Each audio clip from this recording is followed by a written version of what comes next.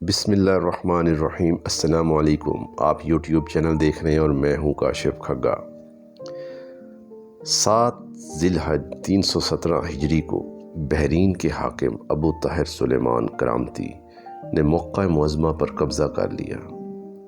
خوف و ہراس کا یہ عالم تھا کہ اس سن 317 ہجری کو حج بیت اللہ نہ ہو سکا اور کوئی شخص عرفات نہ جا سکا۔ انا للہ و انا الیہ راجعون۔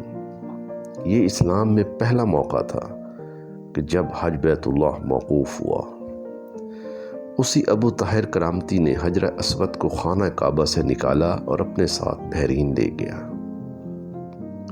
پھر بنو عباس کے خلیفہ مقتدر بالا نے ابو طاہر کرامتی کے ساتھ ایک معاہدہ کیا اور معاہدے میں 30,000 دینار دیے۔ تب حجر اسود واپس خانہ کعبہ لایا گیا۔ یہ واپسی 339 ہجری کو ہوئی۔ گویا کہ 22 سال تک خانہ کعبہ حجر اسود سے خالی رہا۔ جب فیصلہ ہوا کہ حجر اسود کو واپس لانا ہے تو اس سلسلے میں خلیفہ وقت نے ایک بہت بڑے عالم محدث شیخ عبداللہ کو حجر اسود کی وصولی کے لیے اپنے ایک وفد کے ساتھ بحرین بھیجا۔ یہ واقعہ علامہ سویتی کی روایت سے اس طرح نقل کیا گیا ہے کہ جب شیخ عبداللہ بحرین پہنچ گئے تو بحرین کے حاکم نے حجر اسود کی واپسی کے لیے ایک بہت بڑی تقریب کا اہتمام کیا جس میں حجر اسود کو ان کے حوالے کیے جانا تھا۔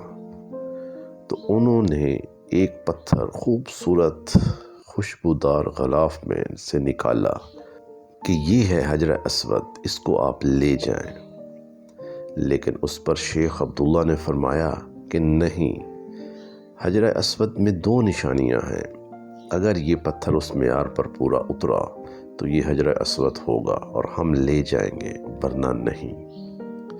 پہلی نشانی یہ ہے کہ پانی میں ڈوبتا نہیں، اور دوسری نشانی یہ ہے کہ آگ میں گرم نہیں ہوگا۔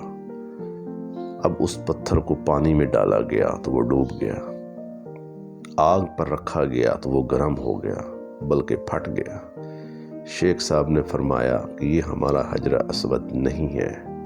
پھر دوسرا پتھر لایا گیا اور وہ بھی ڈوب گیا اور آگ میں گرم ہو گیا۔ شیخ صاحب نے کہا ہم تو اصل حجر اسود لے کر جائیں گے۔ پھر اصل والا لایا گیا۔ جب پانی میں رکھا تو تیرنے لگا اور جب آگ میں رکھا تو ٹھنڈا نکلا۔ شیخ صاحب نے فرمایا یہ ہے ہمارا حجر اسود، یہی خانہ کعبہ کی زینت اور جنت کا پتھر ہے۔ اس وقت ابو طاہر کرامتی نے شیخ صاحب سے پوچھا کہ آپ کو یہ کیسے پتا تھا؟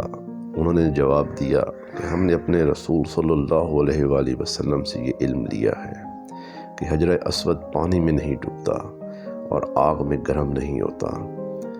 ابو طاہر نے کہا کہ یہ دین روایات سے بڑا مضبوط ہے۔ جب حجر اسود مسلمانوں کو مل گیا تو اس کو ایک کمزور اونٹنی پر رکھا گیا جس نے تیز رفتاری کے ساتھ خانہ کعبہ پہنچا دیا۔ اس کمزور اونٹنی میں اتنی طاقت آ گئی کہ اس کی رفتار تیز ہو گئی، لیکن جب حجر اسود کو خانہ کعبہ سے نکالا گیا تھا تب جب انہوں نے اونٹ پر رکھا تو تھوڑی دور جا کر وہ اونٹ مر جاتا۔ اسی طرح بحرین تک پہنچنے تک 40 اونٹ مر گئے۔ تو میرے بھائی اور دوستو، یہ تھا حجر اسود کا ایک تاریخی واقعہ۔ اللہ تعالی ہمیں بھی حج بیت اللہ نصیب فرمائے اور ہم بھی حجر اسود کو دیکھیں۔